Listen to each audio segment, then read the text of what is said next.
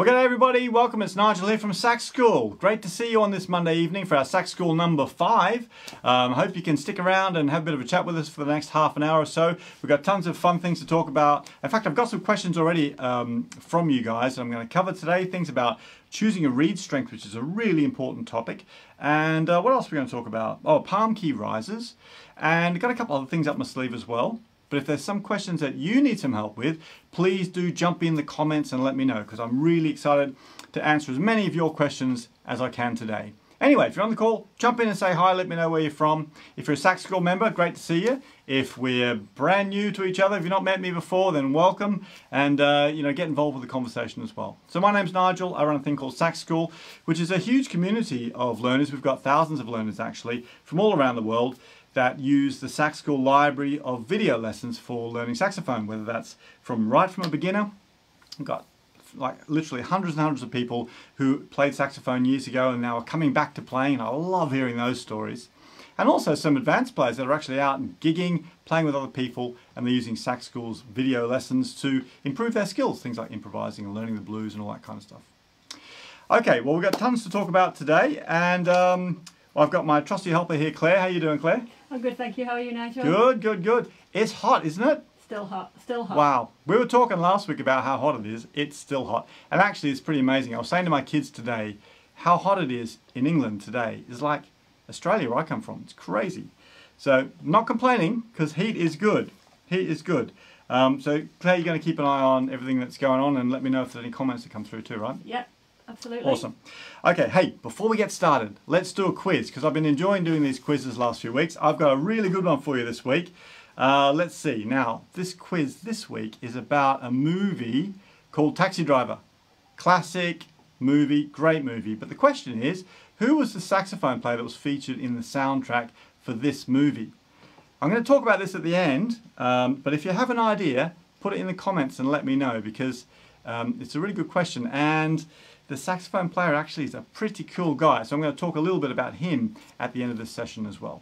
So, Taxi Driver, if you know who the saxophone player is, stick it in that comments and let me know. Claire's going to be keeping an eye on. I'm sure that loads of you guys already know the answer to this one, so do stick it in. Okay, so let's have a chat about what's been going on this week. I've had I say this every week, but it's true. I've had a pretty busy week. Lots of stuff been going on for me. First of all, inside our Sax School community, because I release a new lesson or a new bundle of lessons every week. Inside Sax School this week, we've been doing a really fun thing. There's a new bundle of lessons I released, which is a jazz performance pack on a classic jazz tune by Thelonious Monk called Straight No Chaser. And I love these jazz performance packs because the idea of them really is it's a bundle of lessons that give you everything you need to be able to learn and know how to make great solos over a jazz standard. And jazz standards, I think, are very important. They're part of our language as saxophone players, whether you're into pop music or not. So this week, we're doing the jazz performance pack on Straight No Chaser, which is pretty cool. We getting any comments over there, Claire? We have, but somebody's already jumped in with the quiz, so let's... Have they really? Yeah. Well, I think we'll keep it under wraps whether they got it right, yeah. Oh, okay. If anybody else comes up with an answer. Tell you what, we've got some clever people in our saxophone community, there's no doubt about that. So anyway, that jazz performance pack is really cool. Straight No Chaser is a cool tune, sort of blues-based tune, but it's one of those tunes that comes up a lot in jazz jams, jam sessions, or open mic nights, that kind of thing. And so I think it's important for us to learn. And there's a whole collection of those jazz performance packs inside Sax School, in amongst all the hundreds of other lessons and mini courses in there. So it's a really cool thing. So that's the first thing I've been up to this week. The second thing, which has been really good fun for me on a personal level, is I've had an old friend of mine come and stay with me. He's a TV composer from Los Angeles, who I've known for years and years, and his name is Jamie Forsyth. So Jamie came and stayed with me this week. Haven't seen him for a little while. And we were hanging out. We actually made a YouTube video while he was here, which is on my channel. Should we share a link, Claire? Or we might share a link. Otherwise, if you keep an eye on this post, I'm going to share the link to the blog post for this Sax School Live, maybe tomorrow, and we'll have the links in there. Or go over to my YouTube channel and you'll find it on there. So Jamie is a legendary, he's an award-winning TV composer. He's amazing. He writes stuff he did all the music for 24, he does Elementary, he's doing Jessica Jones, He's done a load of British series as well. So he's the guy that's beavering away in his music studio writing this music. So he's a really switched on guy. And annoyingly, he's one of those musicians that can play every instrument. But he's generally a nice guy. And if you're interested in finding out a bit more about creating really good melodies that connect with an audience, that makes sense, then you want to watch that video, because that's what we talk about in that YouTube video. And I think it's an interesting topic that a lot of us as saxophone players sort of brush over. But really, when it comes down to improvising, doesn't matter what style you're in, understanding the proper structure of melody is super important. So do check out that video over on my YouTube channel. Very, very cool. What else have I been doing this week? Oh, there's one other really important thing I want to tell you about. This week, it's only just for the next couple of days, and I haven't been promoting it too much, but there's actually a sale going on at Sax School. Now, this is really cool. I only do this a few times a year, and it's an opportunity for people to jump in and get access to Sax School much, much cheaper. So I'll show you a bit about what Sax School's like. If you're not a Sax School member, we've got hundreds of lessons, and it's all very organised with mini courses. And the idea about it really is you can go in and find exactly what you want to learn, and then choose that lesson and start learning at your own pace. And everything's very, very structured, so you can follow through whether you can read music or not.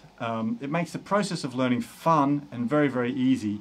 And plus, because there's so many lessons in there, hundreds of lessons, you can explore the stuff that you're looking to learn. One other thing that's cool is we've got a very active community of learners from all around the world. And to be honest with you, a lot of my Sax School students, they talk about the value of that community and getting support from other people. So that's the sale, and that's available at the moment. Hey Nigel, can I ask you a question about that? Yeah. Is that sale price available to current members? Ah, good question. Well, you know, the sale is open to for new people to join, but also it is available to existing members. So if you are on this and you're an existing member and maybe you'd like to change to this discounted annual rate, then yeah, absolutely you can grab it. It's a great opportunity because you can get Sax School even cheaper. And if you're already on a monthly plan and you want to change to an annual plan, then that's the way to go. Okie dokie, so that's at McGillmusic.com anyway. Right, so since I'm talking to you, Claire, what else has been going on in our Sax School community this week? Busy week again, always busy week. Couple of things have been exciting actually that's been happening this week. We've had loads of people already, super organised already, playing the Song of the Month, which is Autumn Leaves, as voted for by the members. Already got people posting their videos of them playing it. But it's only the 2nd of July. 2nd of July. Wow, that's crazy. I think they've secretly been practicing actually. Yeah. Because they're too good. They haven't just done that off the cuff. So Yeah, really cool. So for those of you who aren't Sax School members, we have a very active community and a private sort of online community just for members. There's over 1,000 people that are just in our private group. And we really encourage people to make videos and share, and there's so much support that goes on with those videos. It's lovely to see. So we do a challenge. Actually, they kind of organised it themselves this last couple of months, haven't they? They have, yeah. But a Song of the Month, and so wow, that's brilliant. Yeah, really great. The other thing that I think we should be doing a round of applause for John Greer, who has taken his grade 2 sax exam. Wow. Just last week. So wow. I'm sure he's still recovering from the nerves. Wow, well done, John Greer. That's awesome. I love to see that sort of stuff because, some people love the process of learning and doing exams. And actually, it's an interesting question because we did an article, Claire, a while back, didn't we, about that? We did, yeah. We'll have to dig that out and put that up on the website. Yeah, yeah. good idea. Because it's it is a interesting question about whether music exams are right. If you're doing music exams yourself, let me know in a comment, actually. Because we talk a lot about, it's common to hear that kids are doing music exams, but there's no reason why you can't do music exams at any age. And for some people, it really suits them because it gives them a really structured way to learn. So yeah, maybe that's an interesting conversation. And if that's something you'd like us to explore more on one of these sessions, let me know that in a comment as well, because it might be a good thing to have a talk about. Cool. Right, well, what do you reckon, Claire? Should we start doing some questions? Yeah, let's go on to our first question. Yeah, okay, cool. So I've got a few questions, and don't forget, if you have a question or something you want some help with, pop it in those comments and let me know, because I'm going to try and get through as many of your questions today as possible. So the first question I had, which came in this week, which I thought was a good one to talk about, is from Greg in Australia. G'day, Greg. And Greg's saying, hi, Nigel. What can you tell us about palm key risers? Do they work? And are they worth using for beginner to intermediate players if someone's got difficulty with the standard keys? on your saxophone? That's a good question, actually. Now, I would imagine, look, I don't use palm key risers. I'm all natural with my palm keys. But for those of you who are not familiar with palm key risers, they're these little rubber things that slide on your palm keys here. And it makes, actually I've got a picture of it. Let me show you here with a picture. So that's what they look like. So that you can see they go on the palm keys there, and they make your palm keys stand out a little bit further. Now it's an important thing for, I guess there's a couple of different reasons. First of all, this is the most common one that I've found. If you're playing a vintage horn, for example, classic Selmer horns, Mark 6s, that sort of thing, these keys, the palm keys, are very flat in comparison to modern horns. And so if you're used to this sort of shape where they really do fill out your palm, then you're going to find those vintage horns a little bit uncomfortable, possibly. So you can get the palm key riser, stick them on, and it makes the palm keys fit into your hand a bit better. So absolutely, in that scenario, definitely go for it. There's no reason why you wouldn't use one. The other thing is some people got really big hands, and so making them stick out a little bit more makes sense for them, you know, makes it more comfortable. So really it only comes down to ergonomics. So Greg, if you're in one of those two scenarios, then definitely check them out. They're inexpensive anyway, so you know, for a few quid, you could, or dollars in Australia, a few bucks, go get yourself some, bosh them on and try them out and see if they make things more comfortable. I've even seen some people that put them down here, but there's all sorts of fancy ones. I think you just get the cheap rubber ones because they're going to do that job. And there are plenty of pro players I know who use them and swear by them. I've never had that problem. I mean, this feels comfortable to me, and so I've never really found the need for them. But it's a really good question. If you do use palm key risers, maybe you can let us know that in a comment too. Because I'm sure there's plenty of you guys that have experimented with them. Maybe you can let us know what you think about them. Did they make it more comfortable for you? Good to know. How are we getting on, Claire? We got any other feedback coming in from people?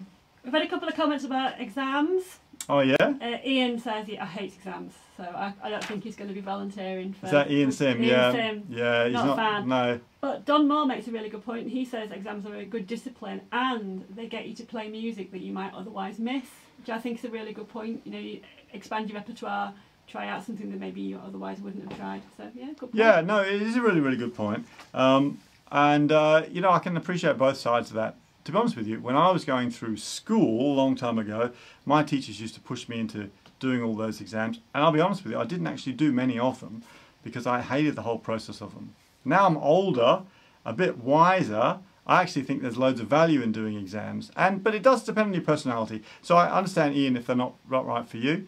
But Don, that's great to hear that you know, the other side of it. I do completely agree with you. And definitely that point about playing different sorts of music, that's a massive point. In these sessions before, I've talked about exploring different types of music and listening to lots of things. And most people would think, oh, well, I play jazz and I play blues, or I play a bit of ska. But you know, what about classical music? And your exams are going to, well, you can do jazz exams in England, but most countries, they have mostly sort of classical repertoire.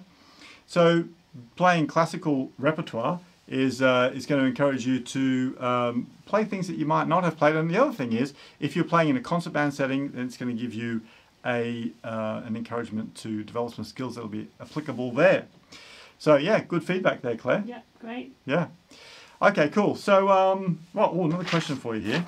Don't forget, if you've got another question, pop it in the comments and we'll get back to you. Okay, so this is a good question. Leonic Stordio, who's a Sax School member, I hope I'm saying your name right there. Leonic was saying, "Hi Nigel, all my life I'm having trouble switching from the notes without the octave key to the notes with the octave key. For example, in the Bach cello suite warm-up, is there an easy fix for this?" Now, that's a good question. So Leonic is talking about this, one of the lessons I did inside Sax School, where we take the Bach, classic sort of Bach cello suite melody and I turned it into a warm-up exercise. And in there's lots of octave leaps. And I think what he's talking about here is, actually let me show you the music. I think I've got it here somewhere. Maybe, where have I got it? Maybe here? Here we go. Okay, so you can see that sort of pattern. I'll play a bit for you because you'll recognize the sound of it.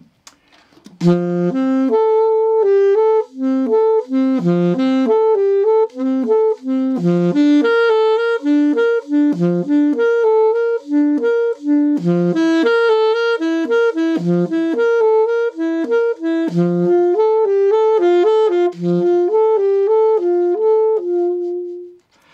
so if you look in that, well, in just about every bar there, those leaps from the high notes going down to the low notes. So in that first bar, from the F sharp down to the A, that leap there. So that's tricky. And there's a lot of things that are going on in order to make that work. A lot of people though, particularly if you're pretty new to saxophone, you might be having this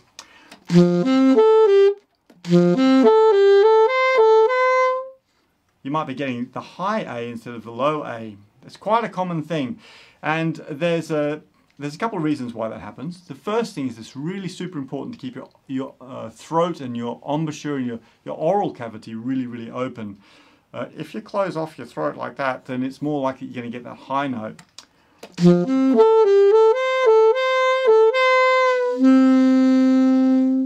Whereas if I open everything up like I'm singing really lowly or singing opera or yawning, then it opens up the space in there, the air vibrates in a different way, and you can get that low note out. So that's the first thing. The second thing is experimenting with how much mouthpiece you're using. So if you're using way too much, then it's always going to happen. If you're using way too little, it's likely to happen as well. So you've got to find that sweet spot in the middle, which is generally, it's just about the point where the reed comes away from the mouthpiece.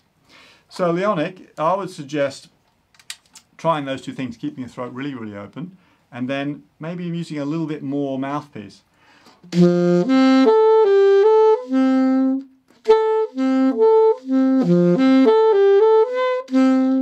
See, it's even happening to me there, so I really need to think about relaxing and opening up.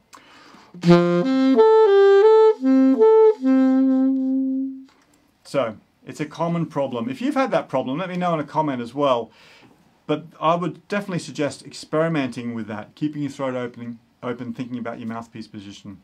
And it's not just in that Bach warm-up, that Bach cello suite warm-up thing for Sax School, but you probably find that in lots of pieces. Anytime where you're going from an octave note with the octave key on down to a lower octave note, you're going to have that same sort of problem. So it's a good thing to be aware of. What do you think, Claire? Did that make sense to you?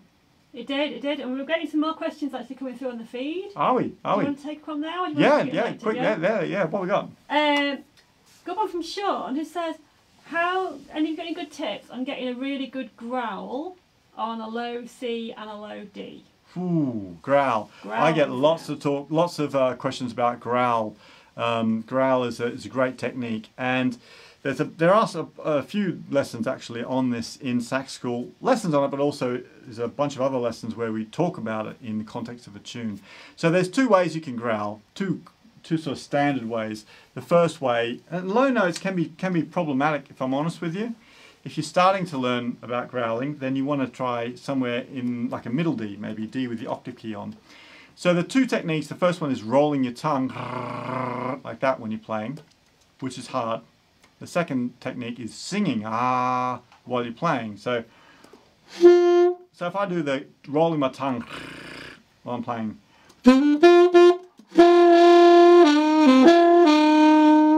so I'm going while I'm playing, and it's tricky because you've got to open your embouchure, you've got to relax open your throat rather, relaxing your embouchure, and let your tongue do that rolling thing while you're also getting the sound.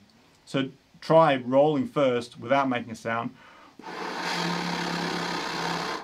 and then gradually increase your air until you can get that sound as well as the tongue rolling.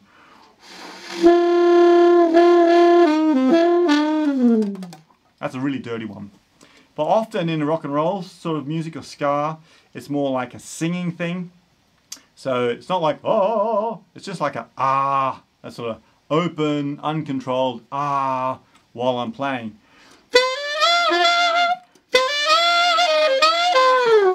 So I'm really singing out. Now that's harder to do when you're down the bottom of your range. So you've got to experiment and see which one of those works. And to be honest with you, it's easier on the tenor than on the alto as well because the mouthpiece is a bit bigger. So those are the two techniques. And what do you reckon? Great. They'll give them something to work on, won't it? Yeah. If that makes sense to you, let me know in a comment. But you know, if you want to find out more about that, definitely check out the lessons in Sax School because I go into that in a bit more detail. Yeah. Cool. Good. Yeah, very good. What other questions we got? One more from We've got one from Mike, who asks about natural rhythm. He says, a lot of people talk about natural rhythm. He feels he doesn't really have it. Is there any way of learning it, teaching yourself better rhythm skills, I guess? Yeah, I saw somebody had natural rhythm for sale the other day, and it's great. Go buy a bucket of natural rhythm. Wouldn't that be good? So rhythm is a tricky subject, Mike, and I think pretty much all of us struggle with rhythm to some extent. And the encouraging thing, Mike, is that I think it's important to remind yourself that rhythm is something that we can learn, and we can get, everyone can improve their rhythm. So yeah, maybe some people have got a natural aptitude for rhythm, you know, and they have to work on it harder or less hard. For example, I don't have a natural aptitude for running. So for running, I got to work hard at it, right? And actually guitar. I'm a rubbish guitar player. I don't have any natural guitar playing skills. I need to work at it. But I do get better when I practice. And it's the same with rhythm. Just like practicing your tone or your fingering, you need to work on your rhythm. There's actually a bunch of lessons inside Sax School where I talk about rhythm. There's a mini course on rhythm skills. And I also did this course, which maybe will be available later in the year, called Horn Section Workout, which is all about rhythm and learning, developing your rhythm skills in the context of playing horn section music, which is all about rhythm. So the short answer is you need to make rhythm a part of every time you play. So that means always practicing with a metronome. And even if you're practicing a long tone, you're practicing with a metronome. Scales, practice with a metronome. Playing something slowly, use a metronome. You've got to make the rhythm an integral part of what you're doing, Mike, everything that you do. And it's even the same when you're washing up the dishes, listen to the radio, you want to be thinking about tapping your foot to the beat. You've got to think about the rhythm. I think about the rhythm when I'm walking, or when I'm running, or anything. I'm always thinking about rhythm. So you've got to make it an integral part of what you're doing. The mistake a lot of people make is rhythm is something that they learn all the notes with a piece of music, and then rhythm is, oh yeah, I've got to learn the rhythm.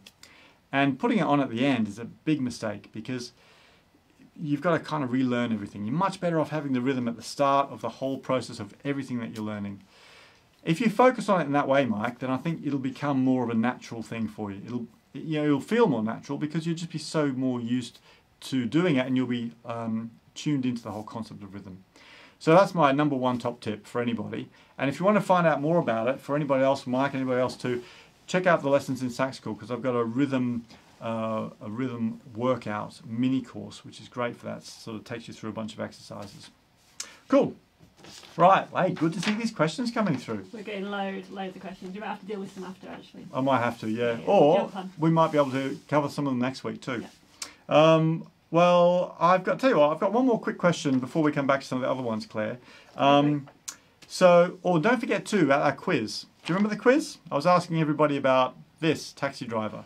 So if you know who that saxophone, the mystery saxophone player from the Taxi Driver soundtrack. And I'll admit, with Claire came up with this question, and it is tricky. I had to think about this one myself. So if you don't know it, stick around to the end and I'll tell you who the person is who is that mystery saxophone player. Okay. Now, another cool question. Peter, this is a quick one, but Peter is another Sax School student, was asking me this week how to choose a reed size. He was saying, when should I move up from a size 2 to a 2.5 reed, and how do I know which size reed is best for me? Really good question. Everyone's confused about reeds. It's tricky to know. So a couple of quick things. First of all, if you're playing on a reed strength, and it doesn't matter whether you're on a 1.5 or on a 2 or on a 2.5, but if you're playing and consistently those reeds feel really, I was going to say thin to you, but basically you feel like you hardly need to blow on them in order to get the sound. You feel like you're having to be really conscious of squeezing too hard to get, without closing the reed off on the mouthpiece, or the sound sounds sort of raspy and thin and not round, then generally that means that your reed strength is too soft for you. Now this won't often happen for anything over a 2.5, but it'll definitely happen when you start playing and you're on a 1.5, and possibly even when you move to a size 2. So if it feels like that, if it feels like you just can't get a nice warm sound, then it's a good indication to go up half a strength.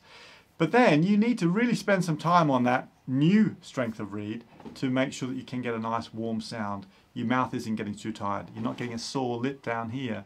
You're not chewing big bite marks on the top of your mouthpiece.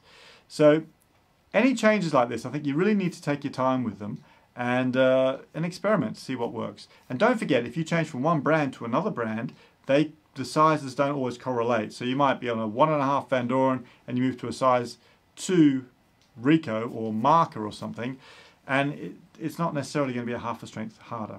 Okay, so that's my top tip. Yes, Claire. We actually had a comment about reeds, which I thought might be a good time to take Okay. this. Daryl said he was playing at the weekend in really hot weather, and he said his reed was really just struggling to get sound out, and wondered whether the heat had affected the reed in some way, dried it out, he suggested, or something like that. Yeah, you know, Daryl, that is a brilliant question. In this weather that we're having in England at the moment, wow, it's crazy for reeds. So you got to remember that reeds are made of cane. So they're porous, you know, organic material, and they dry out. So if you're playing on cane reeds, and for example, my room here, it gets really hot in the summer, and everything dries out. And reeds, what happens when they dry out? It's like, you know, a piece of furniture might do the same thing. They warp. And sometimes, in really extreme situations, you might look at your reed and it looks like a crinkle-cut chip along the end. And that's because it's been waterlogged, and then it's all dried out, and it's all kind of going like this. That reed is not going to work. You either need to throw it away and get yourself a new one, or if you've got a reed gig, I talk a lot about reed gigs. There's some videos on my YouTube channel about them. If you're using cane reeds, indispensable tool, I think. I think they're brilliant. So that, or something similar, they'll let you flatten off the reed at the back. So always I would suggest, if you're using cane reeds in hot climate like this, either get a reed gig or a reed file, or just a flat surface and a piece of paper even, and rub that reed, make sure that the back of it is super flat. Check that when you put it on and you put your hand on it, you suck the air out of it, it does a popping sound, just to make sure it's making a seal. But be prepared to change your reeds up. And one final thing I'll say about this, Daryl, is the top tip really is to keep your reeds, when you finish playing, wipe them, stick them in like a reed safe or the reed juvenate. That's a product that's out in the market these days, or even a Ziploc bag with a, you know, a damp sponge in there or something like that. You need to keep them in a or a humidor. Sounds crazy, but the idea is you don't want that reed to dry out. Okay, we've got any other quick questions because we're almost out of time. One really lovely comment. Tony's just jumped on and said, I've just managed my first growl now, thank you. Woohoo, Tony! Awesome, Tony, well done. It works. It works, all right. Was it the rolling tongue or was it the singing? That's a good question. All right, I don't want to go too long today because I'm sure you'll want to go and you know, have your tea or go and enjoy the sunny weather out there, but I really do appreciate you spending the time today. And you know, something you could do that would really help me is to share this on your Facebook feed. So just click that share button for me, and that helps us to get the word out to everybody else about what we're doing here. I'll be back doing these every week for the next couple of weeks, and you know, it's really, I love hearing your feedback. Hey, so we've got to do the quiz. So this was the quiz for this week. I'll see if I can get this right. So here we are. Taxi driver. Who was that mystery saxophone player? Did we get any? Did any people get it right? Actually, we had a couple of people with answers, but as far as I can see, I've only seen one correct answer. Ooh, controversial. Do you remember who it was? David Marshall. David Marshall. And he said it was... Could it be Tom Scott's? All right, well done, Dave Marshall. And there might be a few others of you who got this right too. And if you did, well done. Well done. Now, I want to quickly tell you about Tom Scott, because Tom Scott is a bit of a legend. You might not have heard of him, but you'll definitely know some of his music, because he did things like the Starsky and Hutch theme. Oh man, he's played with everybody. He's on the Steely Dan album Aja, which is like legendary. He played with Joni Mitchell. He's got like 3 Grammys. He's one of those guys who's a great musician, but he's also a very, very good composer. So he does things like he runs the band for these big sort of like Grammy events and stuff like this. So really, really interesting guy. And in fact, what I was going to say this week, if you're looking for some inspiration or someone new to check out, I'd definitely go and check out Tom Scott and listen to some of his old albums. They're not always available. You might find them on YouTube. But he did some great things with a band in the 70s called Tom Scott and the LA Express. There's an album called Tomcat. There's one called Smoking at the Pit, which is incredible. Also, he did some stuff in the 80s, which is a bit more sort of fusion-y stuff. There's an album called Read My Lips, which is fantastic. So go check out Tom Scott, and if nothing else, you should definitely Google him. And we'll put a link on the show notes for this episode, which will be on my blog tomorrow. All right, cool. Now, just before we finish up today, and congratulations again for those of you that got that quiz right. Before we finish up, I thought I'd leave you a challenge, because we did a challenge last week, didn't we? And I hope some of you took me up on it, about recording yourself. So this week I thought a good challenge would be, we were talking about that Bach cello suite warm-up. And really all I did with that exercise, which I think is an exercise that a lot of people really enjoy using, certainly in our Sax School community, is I took a little idea out of a piece of music, and then I took those 2 bars and I made it into a technical exercise just by playing it in a lot of different keys, working through it at different speeds. And it's a great way to isolate a specific skill and to develop it in your playing. So maybe this week you could set yourself a challenge of finding a little idea like that, writing it down or memorizing it, and then try and playing it in a few different keys as part of your technical practice each day. That's a really great challenge, and I hope you take me up on that. Okay, what do you reckon, Claire? It's been a pretty exciting episode. Yeah, fun-packed. Fun-packed. Busy, lots of people getting involved, which is great to see. So, once again, thanks a bunch for sticking around, having a chat. Don't forget to share this. You can really help me out by clicking share and sharing it on your Facebook feed. And also, come back and see us next Monday, because we'll be having another chat next Monday talking about all sorts of fun things to do with saxophone. So, have a great rest of your week. Practice hard, have some fun, and I'll catch you next week.